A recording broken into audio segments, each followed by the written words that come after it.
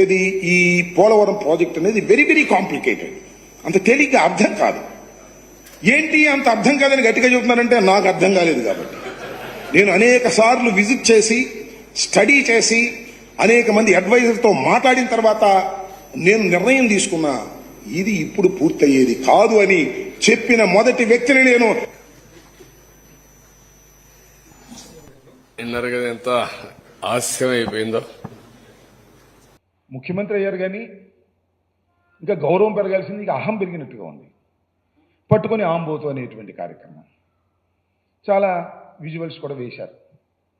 నేను గత ప్రెస్ మీట్లో ఒక మాట చెప్పాను, పోలవరం ఈజ్ చాలా సంక్లిష్టమైంది, అర్థం కాదు అంత తేలిగ్గా, నాకు కూడా అర్థం కాలేదు అనేటువంటి మాట. ఎస్, దానికి ఇప్పటికీ కట్టుబడి ఉన్నాను. చంద్రబాబు నాయుడు గారు అదేసి ఆనందపడుతున్నావు, నవ్వుతున్నావు, అందుకని కామెంట్ చేస్తున్నాను నేను.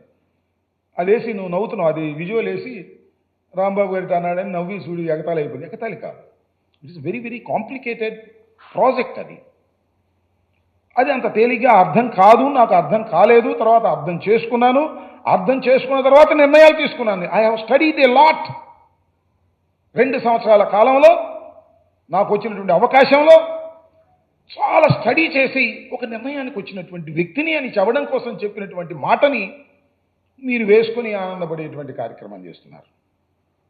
జగన్మోహన్ రెడ్డి గారిని కూడా వేసి ఇదిగో పూర్తి చేస్తా అన్నాడు, చేయలేదు, చూడండి అని నవ్వుతున్నావు.